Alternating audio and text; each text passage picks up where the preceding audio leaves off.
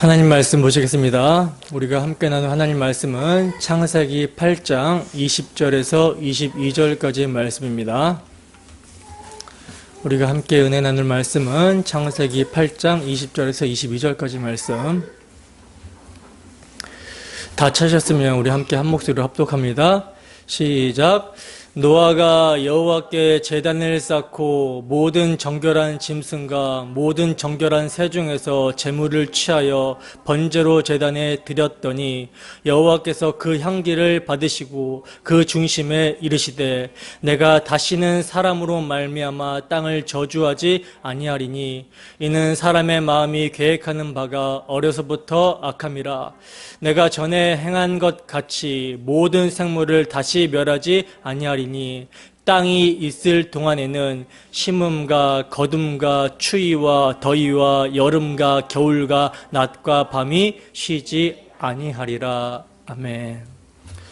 왜 다시는 저주하지 아니하리라 하시는가? 왜 다시는 저주하지 아니하리라 하시는가라는 제목으로 하나님 말씀 증거하도록 하겠습니다. 엊그저께 월요일입니다. 제가 휴가를 내고요. 구속사 세미나를 다녀왔어요. 원래는 일을 하고 있기 때문에 구속사 세미나를 참석하지 못했었는데 그날은 이제 저에게 구속사라는 복음을 전수해 주시고 까마득한 후배 목사가 어떻게 목회를 해야 되는지 본을 보여주신 우리 유도순 목사님의 마지막 구속사 세미나가 있는 날이라 유종의 미를 거두기 위해서 다녀왔습니다. 정말 기대하는 마음으로 은혜 받고자 다녀왔는데 역시나 그날도 90이 넘는 노령의 목사님이 셔츠가 온통 땀으로 범벅이 될 정도로 자신에게 있는 마지막 하나까지도 다 짜서 후배 목사님들에게 전해주시려고 어찌나 열정적으로 복음을 전해주시는지 너무나도 참으로 감사했습니다. 그리고 이제 마지막에 거기 모인 목사님들에게 당부를 하셨는데 이 당부가 참 제 마음에 새겨졌어요. 노령의 목사님의 당부의 말씀은요, 가히 충격적이었습니다. 뭐라고 당부의 말씀을 하셨냐면, 목사님들 성경을 가르치지 마세요 라고 하셨어요. 목사님이 무슨 의도로 이런 당부의 말씀을 하시는지 이 의도를 모르면 정말 깜짝 놀랄 당부의 말이죠. 아니, 성경을 가르쳐야 될 목사님들에게 성경을 가르치지 말라고 하시잖아요. 그러니까 목사님은요, 성경을 기록하여 주신 성령의 의도와는 상관없이 성경을 잘못 사용하여 자의적으로 성경을 가르치는 것에 대한 답답함에서 이런 말씀을 하셨어요. 그러면서 하시는 말씀이 뭐냐면, 성경을 목사님들 가르치지 말고 성경으로 증명을 하십시오. 무엇을? 그리스도를. 그러면서 사도행전 17장 말씀을 가르쳐 주셨습니다. 사도행전 17장 1절에서 3절 말씀 한번 볼까요? 사도행전 17장 1절에서 3절 말씀 함께 읽습니다. 시작.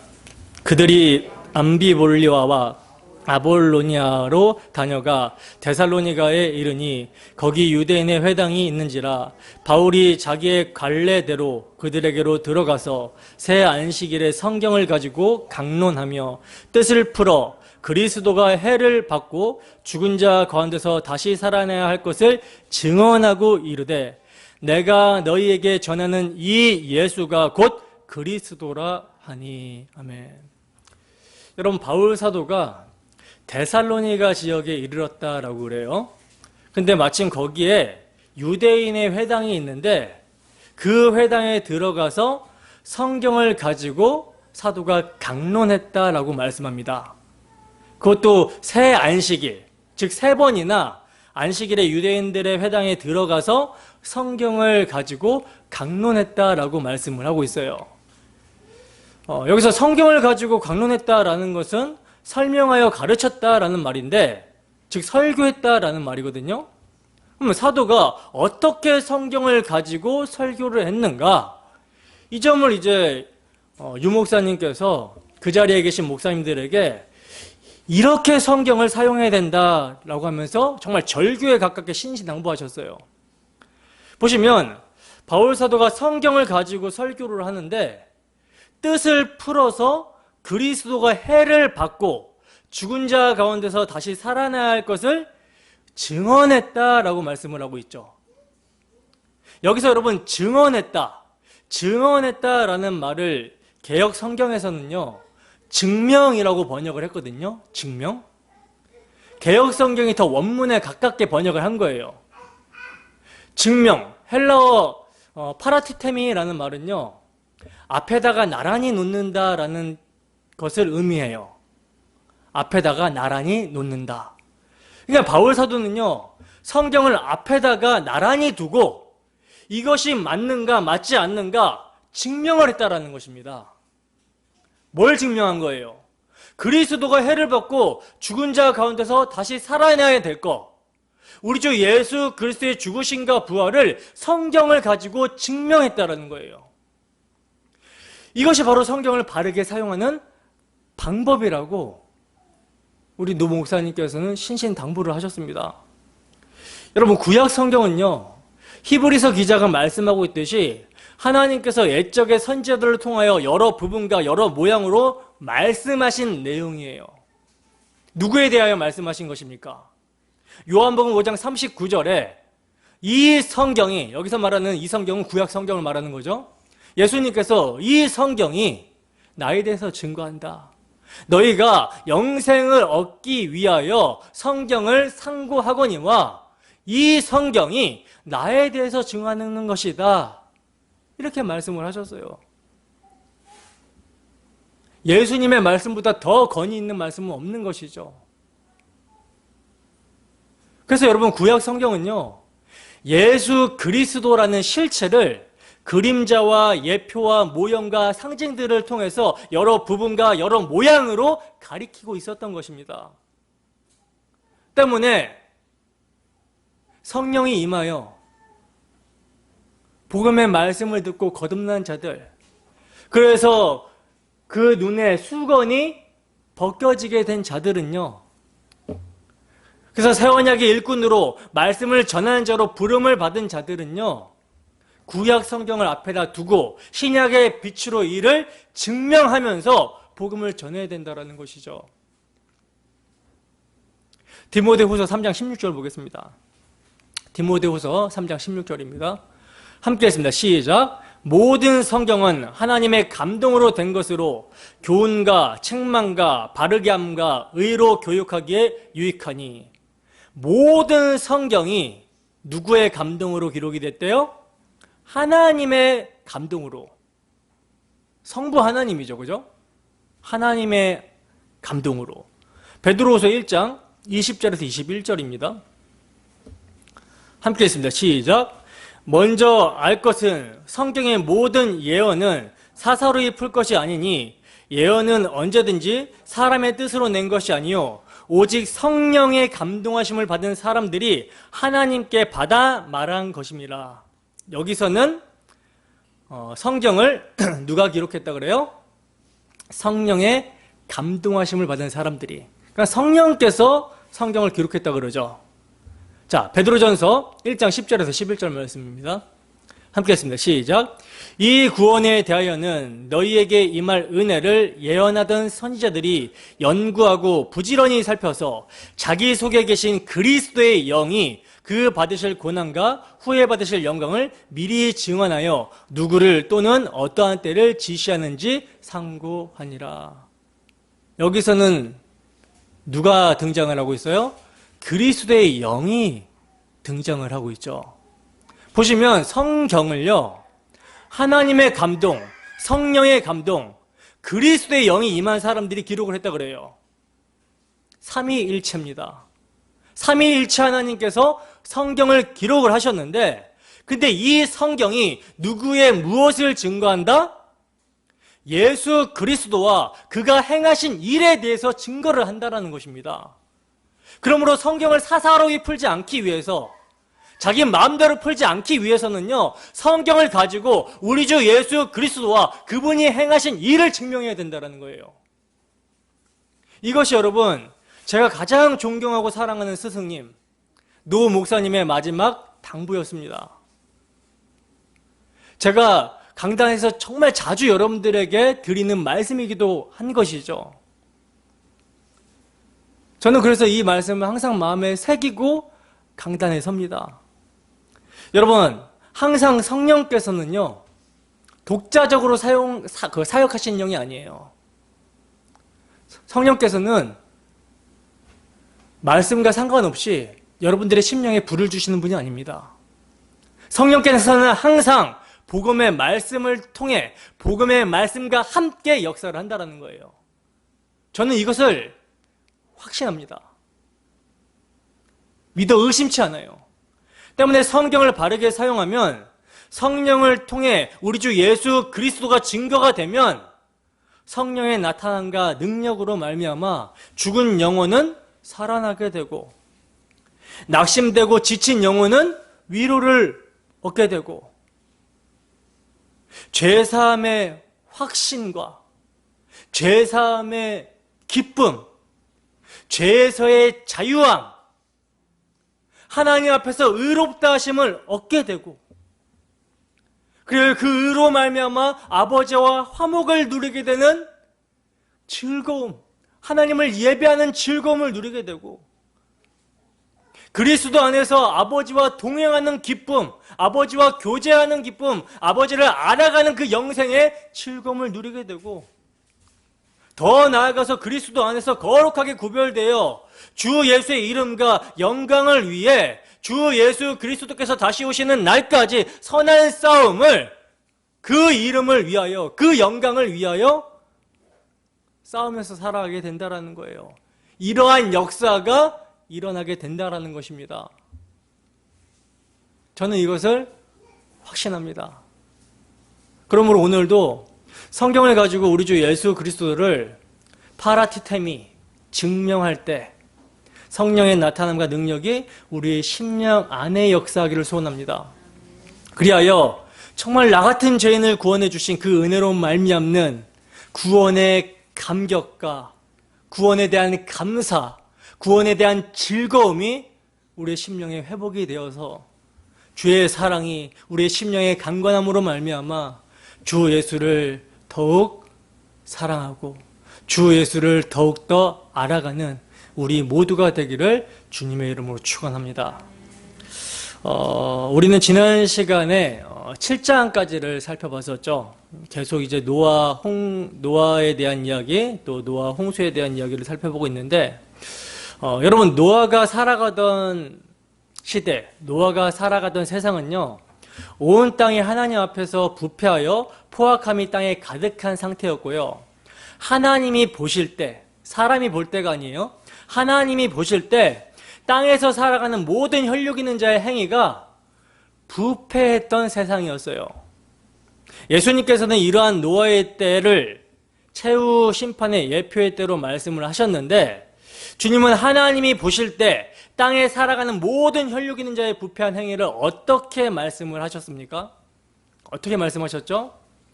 사람들이 사고 팔고 시집가고 장가가고 먹고 마시는 등 그들의 일상을 살아갈 때에 하나님과 상관없이 자기 배를 신삼고 자기 즐거움과 자기 쾌락 사랑하기를 하나님을 사랑하는 것보다 더한 이러한 모습의 상태를 모든 땅에 있는 자들의 그 혈육 있는 자들의 상태를 패역한 상태로 이렇게 말씀을 하셨죠. 그리고 더 심각한 문제는 병든 자가 자기가 병든 것을 알아야 의원을 찾고 고침을 받게 되는 것처럼 자신들이 지금 어떠한 상태인지 자신들의 죄인의 상태를 알아야 회개하고 구원자를 찾을 텐데, 지금 노아 시대 때 심각한 문제는 뭐냐면 그들이 홍수로 죽을 때까지 자신들의 죄에 대해서 깨닫지 못하고 죽었다는 거예요. 근데 여러분, 이러한 노아의 때가요, 오늘날 말세를 만난 우리의 때와 똑같다라는 사실입니다. 거울이 된다라는 사실이에요. 그렇다면 이러한 말세의 때, 종말의 때에 누구만 은혜를 받았어요? 노아가 은혜를 입었잖아요. 노아만 은혜를 입었잖아요. 그 은혜가 무엇이었습니까? 노아가 은혜를 입은 것은요, 그가 자신의 죄를 깨닫고 그 죄에서 자신을 건져주실, 구원해 주실 하나님께서 세워주신 원복음을 믿었다는 데 있다는 거예요. 이게 은혜를 입은 것입니다. 그래서 노아에게 하나님께서는 찾아오셔서 언약을 세워주신 거예요. 그래야 노아는 장차 범죄한 세상을 홍수로 쓸어버리시겠다라는 하나님의 경고를 받고 방주를 지으라는 하나님의 말씀에 순종하여 이것을 믿음으로 방주를 짓게 된 거라는 거죠. 근데 여러분 한번 생각해 보세요. 당시에는요, 비 한 방울도 오지 않았던 시대입니다. 비 한 방울도 내리지 않았던 시대예요. 근데 이러한 시대에 하나님께서 물로 세상을 심판해버리겠다라는 경고를 하셨어요. 그 경고를 노아가 들었습니다. 그리고 하나님께서는 노아에게 방주를 지으라고 하셨어요. 그것도 어디다 지으라고 하십니까? 높은 고지에다가 지으라고 하시는 거예요. 왜 제가 높은 산에다가 노아가 방주를 지었다 이렇게 말씀을 드리냐면, 사실 성경에서는 뭐 높은 산에다 방주를 지었다 이런 말씀은 없어요. 그러나 성경은요, 홍수가 났을 때 바로 노아의 방주가 뜨게 되었다라고 말하고 있지 않고, 물이 많아졌을 때 떠올랐다라고 그래요. 물이 불어서 많아지게 되었을 때 떠오르게 되었다라고 그래요. 그러니까 비 한 방울도 안 오는 그러한 시대에 높은 산에다가 노아는 방주를 지었던 것입니다. 이건요, 여러분, 믿음이 없으면 불가능한 것이죠. 사람의 의지로 되는 것이 아니라는 거예요.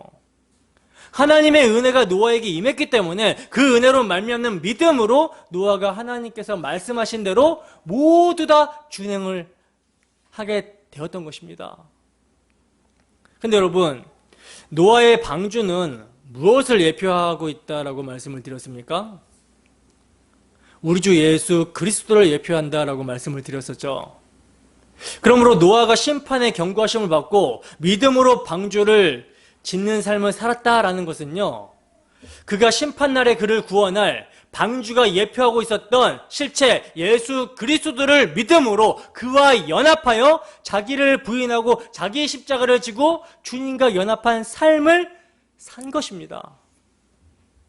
여러분, 예수님이 이 세상에 오셔서 아사셀 염소와 같이 택하신 자들의 죄짐을 짊어지는 대속적 희생의 삶을 사시잖아요. 우리의 연약함을 체휼하시기 위해서 죄로 말미암는 우리의 모든 슬픔과 질고를 그분께서는 짊어지시고 십자가로 걸어가셨어요.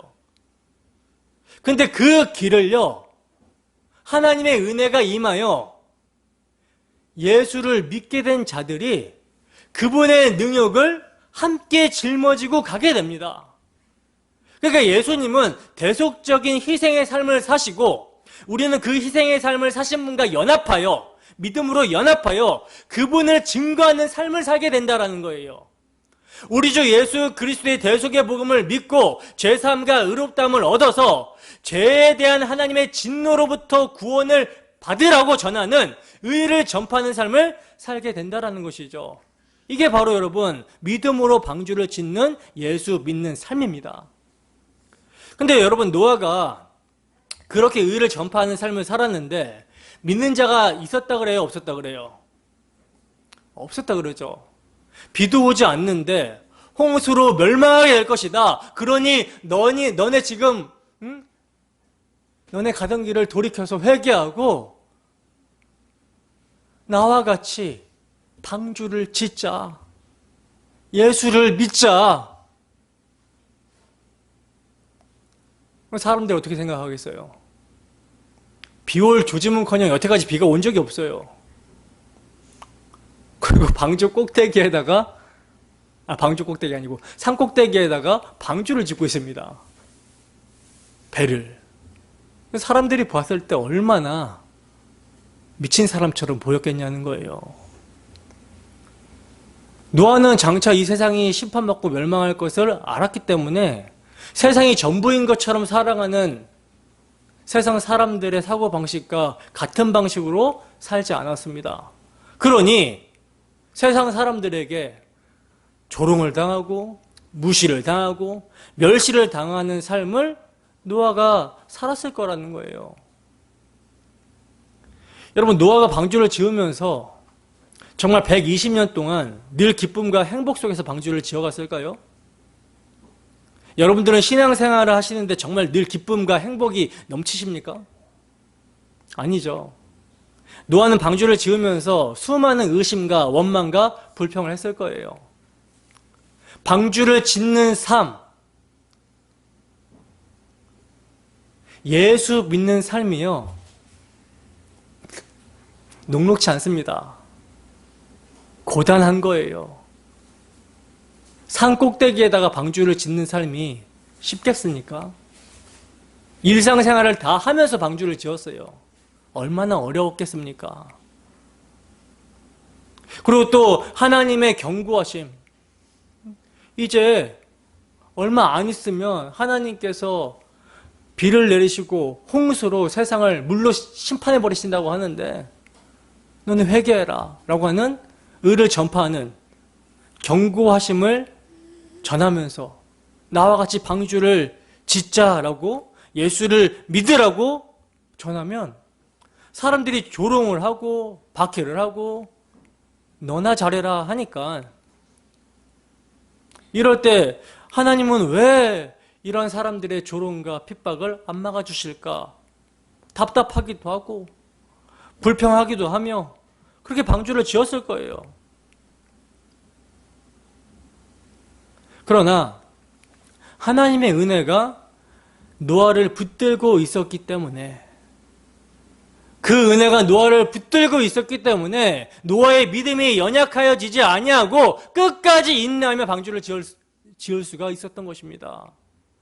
그리고 그렇게 방주를 지으면서 그 속에서 노아는 하나님의 신실하심과 오래 참으심과 그분의 사랑과 은혜를 직접 경험하고 체험할 수가 있었던 거라는 거예요.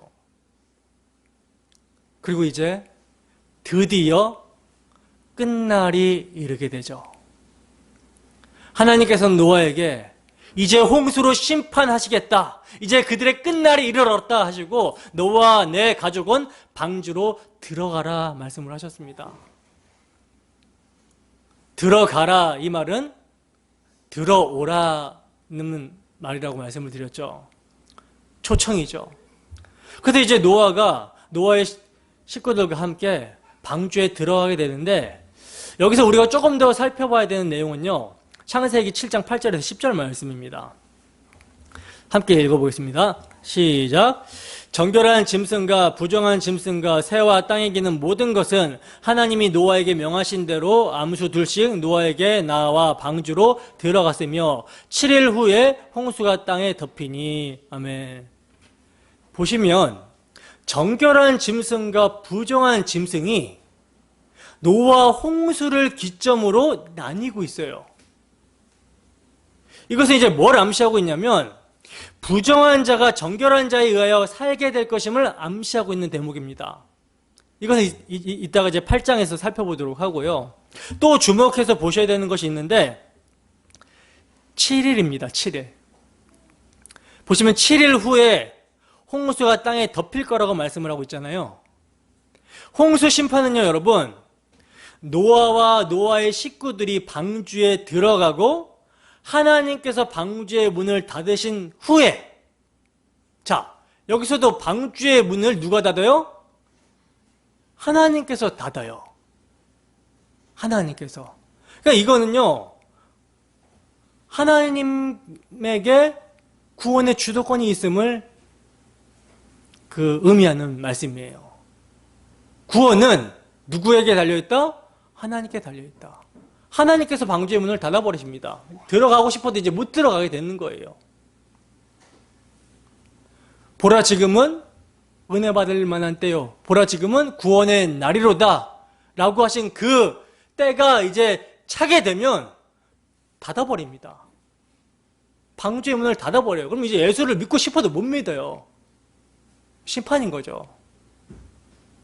근데 그렇게 여러분 방주를 닫으신 다음에, 방주의 문을 닫으신 다음에 7일째가 되던 날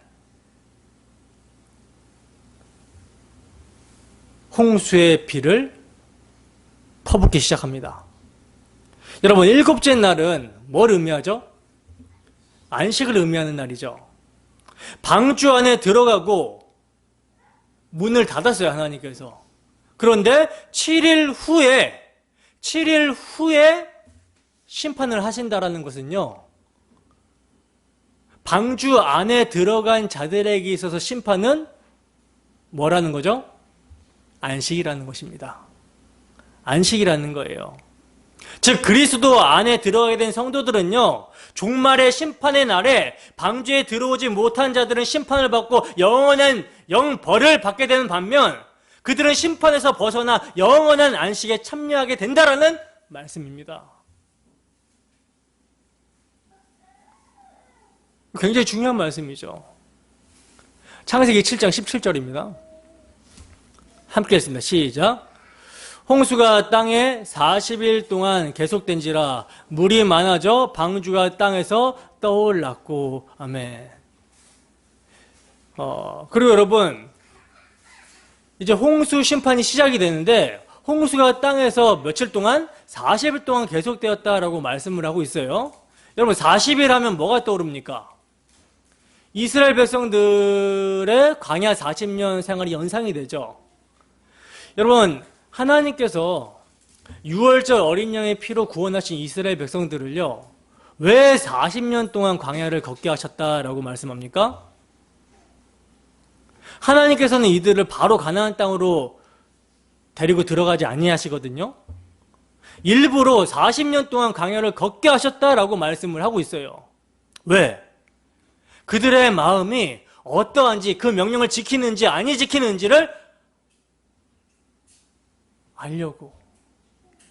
즉 하나님의 말씀에 순종하지 못하고 늘 하나님의 뜻을 거스리며 자신들의 만족과 이익만을 추구하며 사는 죄악된 모습을 보게 하여 이스라엘 백성들을 낮추시며, 사람이 떡으로 사는 것이 아니라, 떡만으로 사는 것이 아니라 하나님의 입에서 나오는 모든 말씀으로 사는 것을 가르치기 위해서 광야를 걷게 하셨다는 거예요.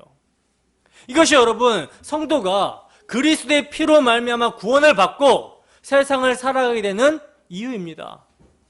예수를 믿고 난 다음에, 방주 안으로 들어간 다음에 바로 우리가 목적지에 도착하는 것이 아니라 새하늘과 새 땅을 상징하는 가나안으로 바로 들어가게 되는 것이 아니라 광야를 걷게 하신다고요.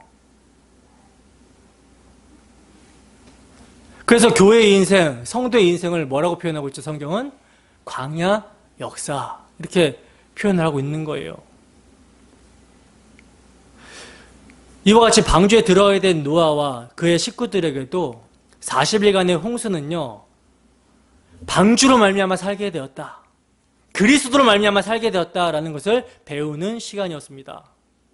홍수에 빠져 죽어가는 사람들과 마찬가지로 나도 빠져 죽어야 되는데, 내 대신 방주가 심판의 물, 저주의 물을 받게 됨으로 말미암아 내가 살게 되었구나. 다른 말로 죄로 말미암는 하나님의 진노를 내가 받아야 되는데, 우리 주 예수 그리스도께서 나를 대신하여 그 진노를 받으심으로 말미암아 내가 살게 되었구나.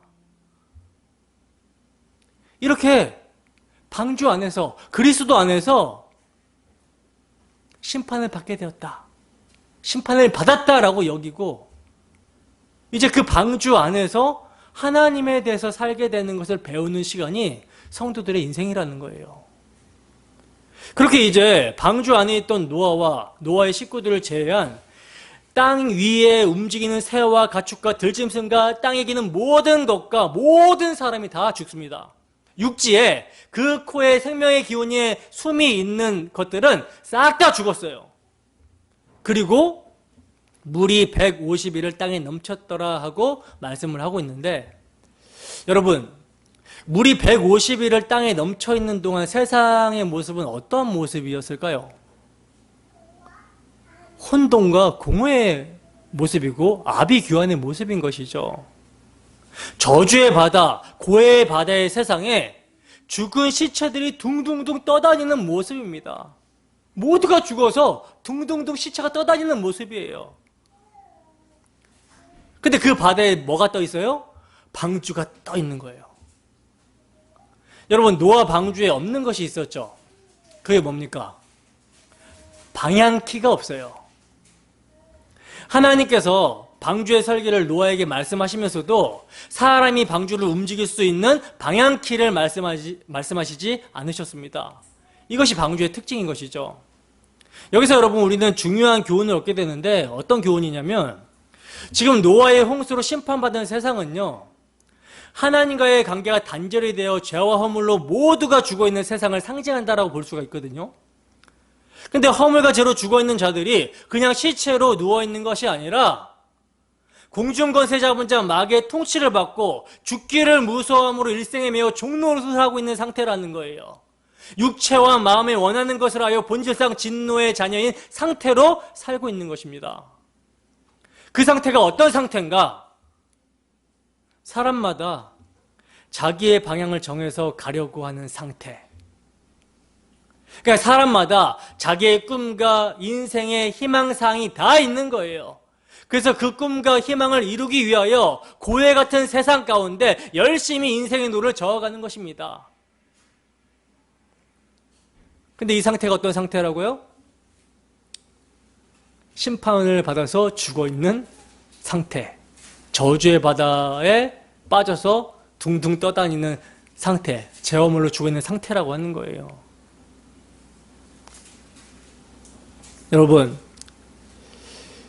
이렇게 저주의 바다에 심판을 받아서 둥둥둥 시체가 떠다니는 이러한 상태에 있는 사람들이 평생 노를 저어가는 것이 인생인데, 죽기를 무서워함으로 일생에 매여 종노릇하면서 사탄의 꼬임에 빠져서 세상의 영광이라는 썩어질 것을 목적으로 평생을 노를 저어가는 것이 인생인데, 그 목표가 무엇입니까? 그들의 인생의 목표는 하나님의 영광이 아니죠. 그럼 뭐예요? 자기 이상의 실현입니다. 자기 이상의 실현이에요. 근데 오늘날 교회로 모인다라고 하는 많은 사람들이요, 우리는 우리의 이상도 실현하고 그것을 통하여 하나님도 기쁘시게 하자, 하나님께 영광을 돌리자라고 하는 이러한 생각을 합니다. 그러나 성경은 뭐라고 말씀합니까? 두 주인을 섬길 수 없다라고 말씀을 하고 있죠. 그러므로 모든 사람은요, 자기의 기뻐하는 뜻을 따라 사는 거예요. 이것이 하나님의 심판의 이유이며 심판받은 자들의 모습이 이러한 모습입니다. 그러나 여러분, 노아 방주를 보면요, 사람이 움직여 갈 수가 없어요. 오직 하나님의 권념, 하나님의 기억하심, 하나님의 돌보심만이 방주를 이끄는 것입니다. 이걸 섭리라고 그러죠. 하나님의 보존하시는 은혜와 통치하시는 은혜로 말미암아 우리가 인도함을 받는 거예요. 창세기 8장 1절입니다. 함께 읽습니다. 시작. 하나님이 노아와 그와 함께 방주에 있는 모든 들짐승과 가축을 기억하사 하나님이 바람을 땅 위에 불게 하심에 물이 줄어들었고. 아멘. 보시면 하나님이 노아와 그와 함께 방주에 있던 모든 들짐승까지 뭐 하셨다 그래요? 기억하셨다라고 말씀을 하고 있어요.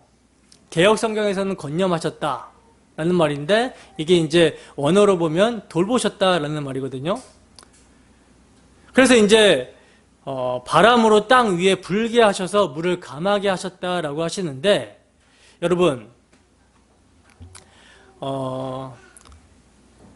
지금 지구는 다시 이제 물에 잠겨 있는 상태가 되어버렸어요. 뭐가 딱 연상이 됩니까?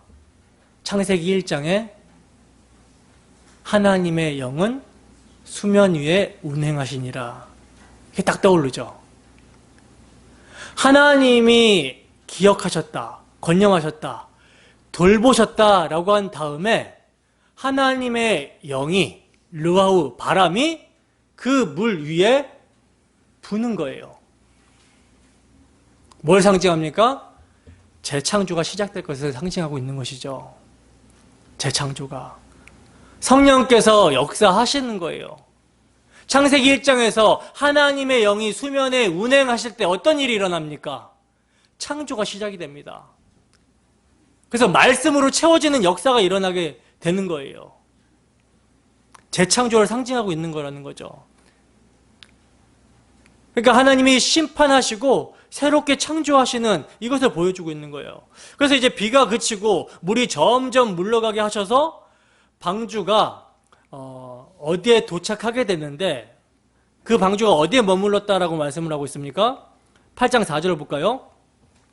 함께 읽습니다. 시작. 일곱째 달 곧 그 달 11일 날에 방주가 아라랏산에 머물렀으며. 아멘. 여러분, 제가 설교를 준비하다가 이 대목에서 소름이 돋았거든요. 뭐 언제나 그렇지만 성경이 결코 교묘히 만든 이야기가 아니라 진실로 살아계신 하나님의 영감된 말씀이라는 굳은 확신이 들게 한 구절이 지금 읽은 구절입니다. 제가 평소에는 이거 대강 읽고 넘어가는 부분인데 이 말씀이 조명이 되었어요. 그래서 이것을 발견한 게 너무나 기뻐서 이걸 나누고 싶어서 제가 설교를 준비하다 말고 같이 이제 복음을 함께 공부하고 나누는 목사님한테 전화를 해가지고 내가 이거 발견했다고 하면서 막 이렇게 나눴는데 여러분, 방주가요 예수 그리스도를 예표하고 상징한다고 그랬잖아요. 때문에 우리가 방주 짓는 삶을 산다라는 것은 뭡니까? 장차 임하게 될 심판과 구원을 믿음으로 바라보고 그 방주 안에 이미 들어간 자처럼 사는 것이 방주를 짓는 삶이에요. 그러니까 예수님의 십자가가 믿지 않는 자에게는 죄에 대한 하나님의 심판임과 동시에 믿는 자에게는 구원이잖아요. 이 십자가에 다 이루셨다 하심의 최종적인 확증은 예수님의 재림하실 때 가시적으로 이루어집니다. 그런데 우리는 믿음으로 이미 장차 우리에게 임할 그 날을 믿음으로 이미 그리스도 안에서 죄사함과 구원함을 확신하는 가운데 살아가죠. 그러니까 예수님의 죽으심과 부활하심 안에서 심판과 구원이 이미 일어난 것처럼 그것을 끌어다 당겨서 오늘을 살아간다는 거예요. 이게 여러분 방주 짓는 삶입니다. 그렇기 때문에 이 방주를 짓는 삶에서 나오게 되는 거, 장차 이제 심판과 구원, 예수님의 십자가에서 다 이루셨다 하실 때 시공을 초월하여 영원하신 하나님의 그 계획하심, 구원의 경륜이 이루어져요. 그 십자가에서. 그래서 시간을 초월해서 이제 우리한테는 이제 미래에 되어질 일이지만 하나님께서 이루셨다라고 하셨기 때문에 이것은 이미 이루어진 것으로 본 거예요. 그래서 우리가 이것을 끌어당긴단 말입니다. 그래서 예수님의 십자가에 우리가 함께 죽고 함께 살고 함께 하늘에 앉혀졌고 영화롭게까지 되었다라고 바울 사도가 증거를 하고 있는 거예요. 그러니까 우리의 믿음은 하나님께서 하실 일에 대한 믿음이기 때문에 이것이 실체라는 거죠. 노아가 심판에 대한 경고를 받고 방주를 지으라고 했을 때 그 방주는 이미 만들어진 것으로 믿은 거예요. 그리고 살아간 것입니다. 그래서 방주 짓는 삶이 방주 안에 있는 삶이라고 이야기를 하는 거예요. 예수 안에 있는 삶이 예수 그리스도 안에서 우리가 지어져 간다라고 표현하는 것입니다. 자, 그리고 이제 그리스도의 십자가에서 이미 세상은 심판을 받았음을 믿음으로 우리가 살아가는데 그러니까 우리는 저주와 심판의 바다 한복판에 그리스도라는 방주에 들어가서 동동 떠있는 상태라는 거죠. 그래서 날마다 그리스도와 함께 죽었다 여기며 자기를 부인하며 살아갑니다. 근데 그 방주가 어디에 머무냐면 아라랏산에 머물렀다라고 그래요. 여기서 이제 언제 머물렀는가가 이제 중요한데 보시면 일곱째 달 곧 그달 11날에 방주가 아라랏산에 머물렀다라고 말씀합니다. 여러분, 제가 뭘 말씀을 드리려고 하는지 감이 잡히십니까? 여러분, 히브리 사람의 민간력 달월이요, 6월절 어린 양의 피로 이스라엘 백성들이 구원을 받게 된 시점을 기준으로 그 달이 정월로 바뀌거든요. 하나님께서는요, 이스라엘 백성들을 6월절 어린 양의 피로 구원하신 그 시점부터 달을 바꾸라고 말씀하세요. 이 달이 이제 너희한테 1월 정월이 되는 거야 라고 말씀을 하셨어요. 근데 이스라엘이 언제 출애굽을 하게 되냐면 그들의 민간력으로는 7월 14일입니다. 그래서 7월 14일이 이제 1월 14일이 되는 거예요. 이스라엘 백성들이 6월절 어린 양의 피로 구원받은 그 날을 시점으로 그 날은 이제 7월 14일이 아니라 1월 14일이 되는 거예요. 그 시기가 양력으로 하면 4월 정도 되는데 아무튼 이렇게 바뀌었어요. 근데 지금 예수 그리스도의 예표인 방주가 죽으심을 상징하는 심판과 저주의 물을 받고 7월 17일 6월절 어린 양의 피로 구원을 받고 딱 3일이 지난 시점에 하나님이 기억하심을 통해 물이 줄어들게 하심으로 말미암아 아라랏산에 머물렀다라고 말씀합니다. 여러분, 6월절 3일 후면 언제입니까? 6월절 3일 후가 언제예요? 초실절이잖아요. 첫 열매로 흔들어 드리는 그 그리스도의 부활을 상징하는 초실절입니다. 그러니까 노아의 방주가 7월 17일에 아라랏산에 정착한 것은요, 예수 그리스도께서 부활하신 것을 상징하며 성도들은 그 안에서 함께 부활하게 될 것을 상징하는 거예요. 우리 주님은 7월 14일이 1월 14일로 바뀐 6월절로부터 3일 후, 그러니까 첫째 달 17일에 심판의 물을 통과하여 땅에 서셔서 다시금 제자들에게 너희에게 평강이 있을지어다 라고 말씀을 하셨습니다. 주님과 그들은 영원한 안식의 항구에 도착한 것이라는 것이죠. 그리고 여러분, 여기의 모형은요, 단지 우리 주님의 부활을 예표할 뿐만 아니라 그의 승천까지도 암시를 하고 있어요. 방주의 최종적인 안식처가 산 꼭대기라는 사실이 우리 주님이 지금 지극히 높으신 하나님의 우편에 앉아있음을 상징하고 있는 것입니다. 근데 여러분, 중요한 건 뭐냐면 우리도 그 안에서 함께 하늘에 앉힌 바 되었다라는 것이죠. 영화롭게 되었다라는 거예요. 이게 여러분, 하나님의 기억하심으로 말미암아 방주 안에 있는 자들이 가게 되는 목적지라는 거죠. 아라랏산에요, 노아가 오고 싶어서 온 것이 아닙니다.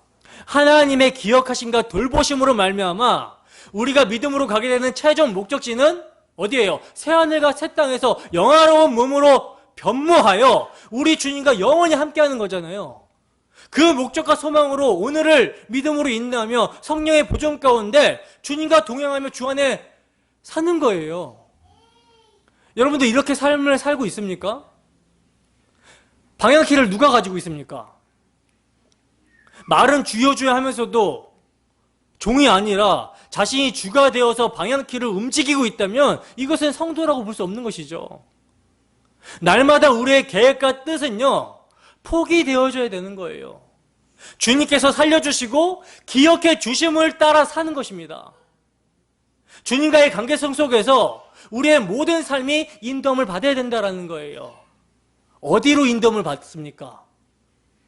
그리스도와 함께 살게 되는, 그러니까 옛사람은 그리스도와 함께 계속 죽어지게 되는 것이고, 그렇게 옛사람이 죽어지게 되면 그리스도와 함께 새로운 피조물로서 살게 되었다라는 것을 믿음으로 이것을 채우라면서 살아가게 되는 거예요.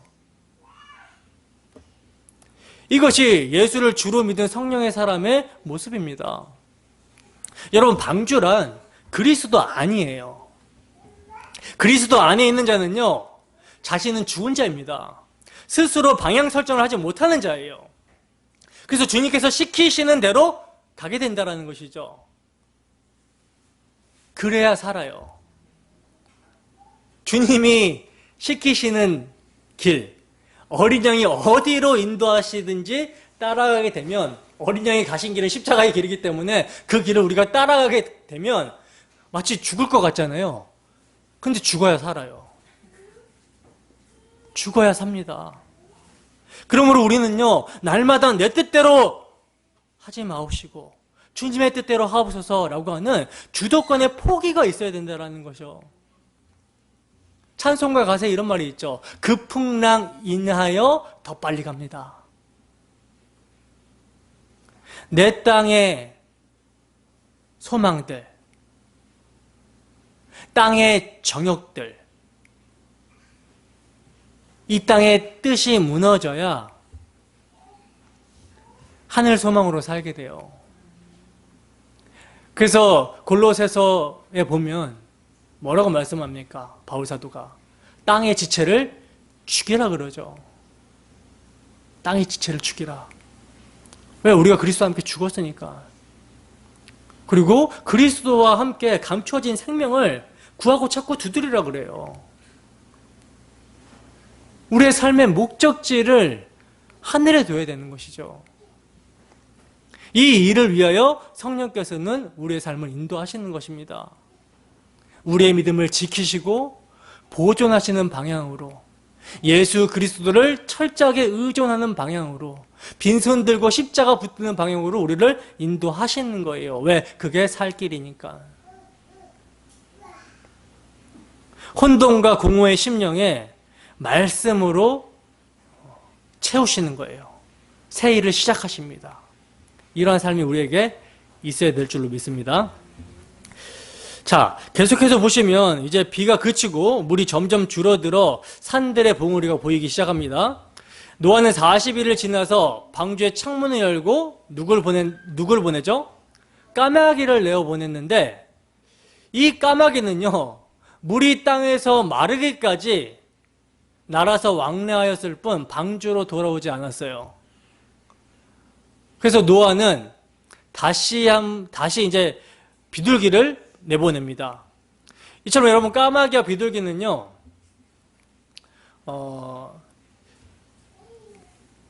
그 대조를 지금 보여주고 있는데, 우선 이제 까마귀와 비둘기를 내보낸 것은 지면에서 일단 1차적인 의미는 지면에 물이 줄었는지를 알기 위한 의도였어요. 아직 지면에 물이 있기 때문에 비둘기는 발붙일 곳을 찾지 못하고 방주로 다시 돌아오게 되죠. 그래서 노아는 다시 7일을 기다렸다가 비둘기를 내보냈는데, 저녁 때에 비둘기가 감람나무새 잎사귀를 물고 옵니다. 그것으로 이제 노아는 땅에 물이 줄어들고 있고 식물로부터 새로운 생명이 시작이 되고 있다는 사실을 알았어요. 하지만 비둘기가 돌아온 것은 뭡니까? 아직 지면에 거할 형편이 되지 못한다라는 것을 의미하기 때문에 방주에서 나가지는 않습니다. 그래서 다시 7일을 기다렸다가 세 번째 비둘기를 내보내자 비둘기는 이제 다시 돌아오지 않았고, 노아는 방주의 뚜껑을 열고 지면에 물이 거쳤음을 확인합니다. 그리고 하나님의 말씀에 따라 방주에서 나오게 되었다는 거예요. 이처럼 여러분, 노아는 비둘기를 통해서 심판이 끝나는 땅의 상태를 알게 되었어요. 즉, 비둘기가 세상의 상태를 노아에게 알려준 것이죠. 그렇다면 까마귀가 돌아오지 않은 이유에 대해서는 어떻게 이해해야 될까요? 까마귀가 돌아오지 않은 이유에 대해서는 우리가 어떻게 이해를 해야 될까? 그것은요, 까마귀의 특성을 통해서 짐작해 볼 수가 있는데, 까마귀는요, 죽은 동물의 시체를 좋아합니다. 시체가 그들의 양식이기 때문이라는 거예요. 그렇게 보면 죽은 시체가 둥둥 떠있는 방주 밖의 세상은 까마귀에게는 가장 좋은 환경이라고 할 수 있는 것이죠. 그러나 비둘기는 뭡니까? 비둘기는요, 시체를 필요로 하지 않아요.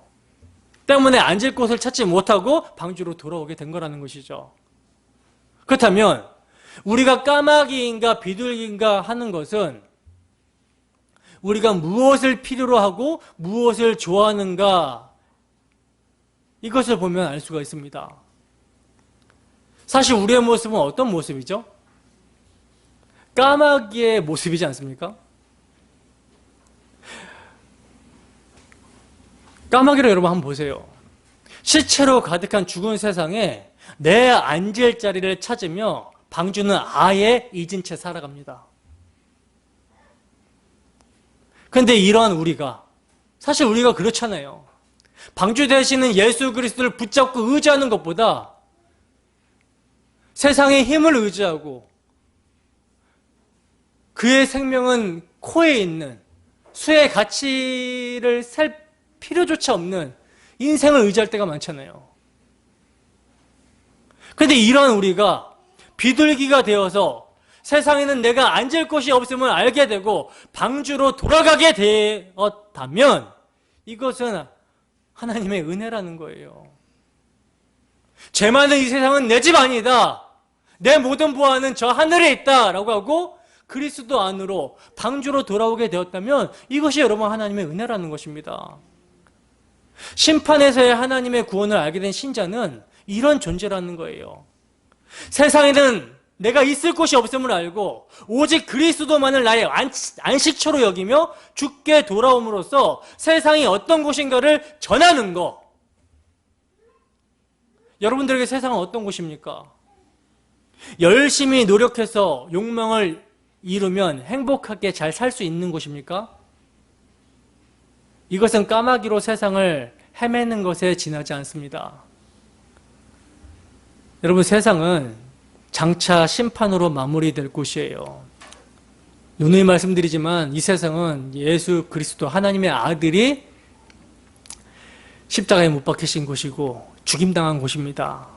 때문에 지금은 굳건한 삶의 터전으로 보이는 것들도 허물어지고 사라질 것들에 지나지 않는다라는 거예요. 그렇기 때문에 세상에는 신자가 앉을 곳이 없어요. 앉아서 편히 쉴 만한 곳이 아닙니다. 아무리 둘러봐도 예수 그리스도만이 쉼이 있는 안식처라는 것을 우리가 안다면 주께로 돌아가지 않을 수 없는 것이죠. 이처럼 늘 주께 마음을 두고 살아가는 것으로 신자는 세상이 살만한 곳이 아님을 전하게 되는 비둘기의 역할을 하게 되는 거예요. 그렇지만 사실 우리의 현실은 어떻습니까? 우리의 모습은 까마귀로 드러날 때가 많죠. 무엇이 그리스도를 쫓는 참된 삶인가를 알면서도 매번 모일 때마다 설교를 통해 말씀을 들으면서도 세상에 앉을 자리를 찾으며 세상의 썩은 고기를 필요로 하며 구하며 살아가고 있는 모습일 때가 많다라는 것입니다. 그러나 신자에게는 뭐가 있어요? 하나님의 은혜가 있죠. 한 번 임한 하나님의 은혜는 떠나가지 않습니다. 그래서 우리의 육신의 소욕은 계속 땅의 것을 추구하려고 하여도 하나님의 은혜로 말미암는 성령의 역사는 땅에서 발을 떼게 하는 거예요. 그래서 신자는 이러한 자신의 상태로 인한 절망으로 하나님의 도우심과 은혜를 구할 수밖에 없게 됩니다. 그래서 하나님의 은혜만이 까마귀인 나를 비둘기의 길로 가게 하심을 믿으며 하나님께만 소망을 두게 되는 거예요. 여러분, 홍수 후의 세상의 질서는요, 하나님의 은혜입니다. 이 은혜가 죽은 세상과 어울려 살기를 원하는 나를 구원에 이르게 한다라는 거예요. 예수님에게 돌아가기를 싫어하는 나를 예수님에게로 이끌어 가십니다. 그리고 기어코 그리스도 안에서 하나님의 은혜와 사랑을 보게 하시고 감사의 고백을 이끌어내신다라는 거죠. 여러분, 이 같은 하나님의 은혜 안에 있음이 행복이에요. 우리가 앉을 자리가 바로 은혜의 나라인 것입니다. 하나님의 이 은혜 안으로 깊이 들어갈 수 있기를 구하는 삶이 되기를 주님의 이름으로 축원합니다. 자, 본문 20절에서 21절입니다.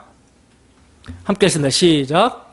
노아가 여호와께 제단을 쌓고 모든 정결한 짐승과 모든 정결한 새 중에서 제물을 취하여 번제로 제단에 드렸더니 여호와께서 그 향기를 받으시고 그 중심에 이르시되 내가 다시는 사람으로 말미암아 땅을 저주하지 아니하리니 이는 사람의 마음이 계획하는 바가 어려서부터 악함이라. 내가 전에 행한 것 같이 모든 생물을 다시 멸하지 아니하리니. 아멘. 자, 여러분, 이제 방주에서 나왔습니다. 이제 여기서 우리는 중요한 하나님의 계시를 보게 되는데 이 계시는요, 노아가 가장 먼저 방주에 나와서 가장 먼저 하나님께 단을 쌓고 번제를 드리고 있는 대목이에요.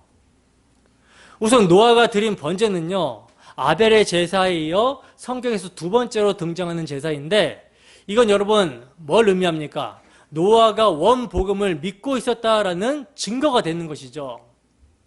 원복음이 계승되어 내려온 계통을 보면요, 생명의 어머니라고 하와를 불렀던 아담, 처음으로 양의 첫 새끼로 드린 아벨, 여호와의 이름을 불렀더라 한 다른 씨인 셋의 자손, 그리고 방주에서 나온 노아가 드리게 된 번제로 지금 계승이 되고 있는 거예요.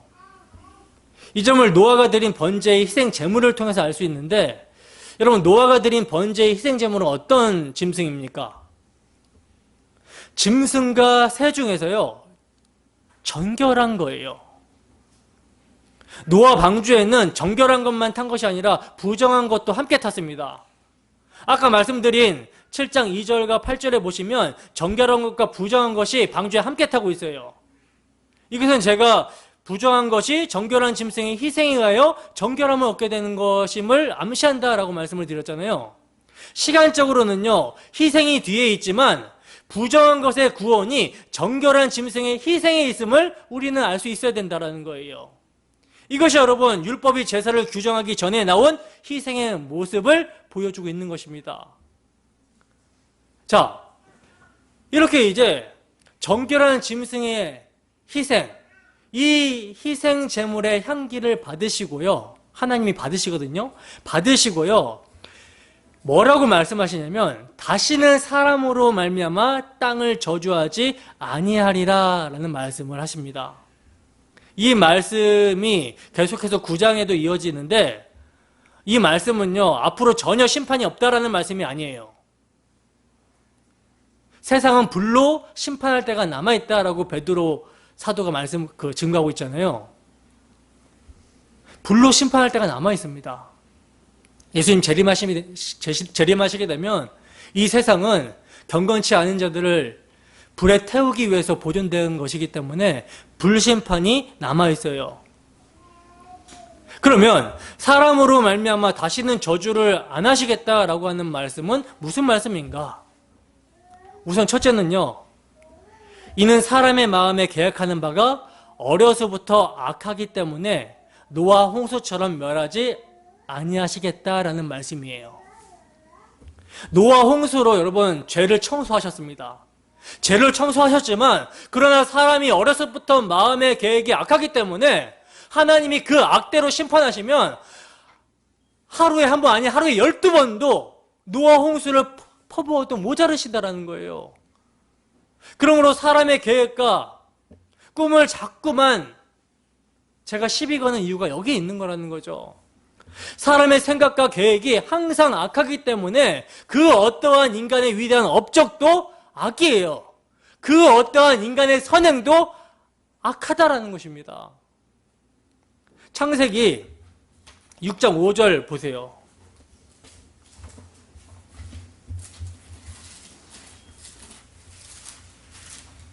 함께 읽습니다. 시작. 여호와께서 사람의 죄악이 세상에 가득함과 그의 마음으로 생각하는 모든 계획이 항상 악할 뿐임을 보시고, 항상이에요. 항상. 에레미야 13장 23절을 보시면요, 구수인이 그의 피부를, 표범이 그의 반점을 변하게 할 수 있느냐? 할 수 있을진데 악에 익숙한 너희도 선을 행할 수 있으리라. 그 선을 행할 수 있다라는 말이에요, 없다라는 말이에요? 선을 행할 수 없다라는 말이죠. 이런 사람을 벌하시면 하루에 수십 번, 수백 번 심판을 받아야 되기 때문에 그냥 미뤄 두시는 거예요. 간과하시는 것입니다. 왜? 한꺼번에 처리하시려고. 언제? 우리 구주 예수 그리스도께서 재림하시는 날. 그리고 이제 저주를 안 하시는 두 번째 이유는요, 마땅히 저주받아야 되지만 대신 희생당한 정결한 피 안에 있기 때문에 노아에게 이런 말씀을 하시는 거예요. 마땅히 저주를 받아야 돼요. 인간은 어려서부터 악하니까. 근데 그 악한 자가 어디에 있으면 그를 대신해서 희생한 희생제물의 피 안에 있으면 심판과 저주를 내리지 않겠다라는 것입니다. 번제로 드려질 제물이 대신 저주를 받았기 때문에, 그리하여 죽임을 당했기 때문에 심판하지 않겠다라고 하시는 거예요. 이 제물은 누굴 상징해요? 예수 그리스도를 상징하고 있는 것이죠. 그러므로 이런 맥락에서 하나님께서는 그 향기를 받으시고 라고 한 뜻은 번제로 말미암아 하나님의 공의가 만족히 여기심을 받았다라는 점을 의미하고 있는 거예요. 이 점을 신약 성경에서는요, 곧 이때에 자기 아들을 화목제물로 세우셨을 이때에 자기의 의로우심을 나타내사 자기도 의로우시며 또한 예수 믿는 자를 의롭다 하려 하심이라 하고 말씀합니다. 그러므로 이제 노아의 제사를 받으시고 하나님이 언약하신 그 언약대로 홍수로 인한 저주가 내리지 않고 이 땅이 있는 동안 심음과 거둠과 사계절과 밤낮이 계속되는 거예요. 우리가 지금 심판을 받아서 겨울만 계속되고 또 심었는데 수확을 못하여도 아무런 할 말이 없는 그런 자들인데, 하나님이 노아가 드린 그 희생제물의 향기를 받으시고 예수 그리스도의 십자가 보혈의 피의 공로를 받으시고 땅이 있을 동안에는 심음과 거둠이 계속되게 하신 것이 하나님의 은혜라는 거예요. 세상 사람들은요, 이것을 자연의 당연한 이치로 생각하지만, 그러나 하나님이 노아와 맺으신 그 언약대로 오늘도 낮과 밤, 사계절, 심음과 거둠이 있는 것입니다. 여러분, 홍수 전에도 있었죠. 홍수 전에도 있었는데 자연의 법칙이 하나님의 심판을 막지 못했어요. 그러나 홍수 심판 이후에 노아가 가장 방주에 내려서 가장 먼저 한 일이 예수 그리스도를 상징하는 번제를 하나님 앞에 드린 거기 때문에 그것으로 말미암아 하나님께서는 땅이 있는 동안에 최후의 심판 때까지 보존하시는 은혜를 허락하신다라는 것입니다. 우리는 농사를 주업으로 하지 않지만 농사를 조금은 알 거예요. 농부가 씨를 뿌려도 자라게 하시는 분이 누구예요? 하나님이시죠. 근데 이것이 자연히 당연히 되는 것이 아니라 정결한 짐승의 희생 덕분으로 우리에게 주어지는 하나님의 은혜라는 것입니다. 그런데도 세상 사람들은요, 하나님께 감사하지 않는 거예요. 그러니 마땅히 심판의 대상이 되는 것이죠. 그러면 오늘날 우리는 감사합니까? 세상 사람들이야 자신의 노력으로 산다 하지만 우리는 하나님의 은혜로 산다라고 하는 것이 드러나야 되는데 이것이 오늘날 교회에 보이지 않는다라는 거예요. 안타까운 모습인 것이죠. 그러므로 하나님의 은혜를 모르는 세대에 대하여 노아는 방주를 예배하는 모습을 통하여 정죄하고 있는 거예요. 히브리서 11장 7절입니다. 함께 했습니다. 시작. 믿음으로 노아는 아직 보이지 않는 일에 경고하심을 받아 경외함으로 방주를 준비하여 그 집을 구원하였으니 이로 말미암아 세상을 정죄하고 믿음을 따르는 의의 상속자가 되었느니라. 아멘. 방주를 만드는 것이 여러분 세상을 정죄하는 기능을 하는 것입니다. 오늘 우리가 이 땅의 비전을 정죄하는 기능은요, 하늘에 소망을 두고 사는 거예요. 보이지 아니하는 일에 경고를 받은 노아가 경외함으로 방주를 예배한 것처럼 오늘 우리가 보지 못하는 예수님의 재림과 심판을 기다린다면 그것을 경외함으로 기다리는 자세가 이 세상을 정죄하는 기능이 되는 것입니다. 그런데 우리가 주님의 약속을 기다리는 모습보다 이 세상에서 더 영웅적으로 살고 싶은 모습이 드러나게 된다면, 이 세상의 가치에 마음을 두고 사는 그런 모습이 드러나게 된다면 우리가 세상을 정죄하는 것이 아니라 도리어 정죄를 받는 모습이 되어버리는 거예요. 왜 그렇습니까? 갈라디아서 1장 4절에서 5절 말씀입니다. 함께 했습니다. 시작. 그리스도께서 하나님 곧 우리 아버지의 뜻을 따라 이 악한 세대에서 우리를 건지시려고 우리 죄를 대속하기 위하여 자기 몸을 주셨으니 영광이 그에게 세세토록 있을지어다. 아멘. 이 악한 세상에서 성경은 여러분 이 세상을 악한 세대라고 말씀을 하고 있어요. 예수님을 죽인 세상입니다. 자기의 꿈과 포부 때문에 예수님을 배척한 세상이에요. 이러한 세대에서 우리를 건지시기 위하여 자기 몸을 들이신 분을 모독하는 것이 여러분 무엇입니까? 나 떠나기 싫어. 이 세상에서 행복하게 살 거야 라고 하는 거. 하나님을 사랑하는 것보다 나의 즐거움, 나의 쾌락 사랑하기를 더하는 거. 결국 노아의 희생제사가 보여주는 궁극적인 모습은요, 역시 예수 그리스도의 희생에 있습니다.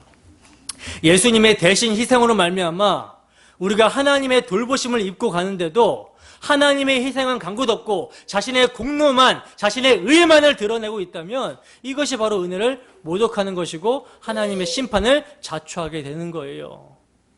오늘 우리의 인생의 키를 주님이 지고 계심을 믿으시고 주님에게 모든 것을 맡기시기를 바랍니다.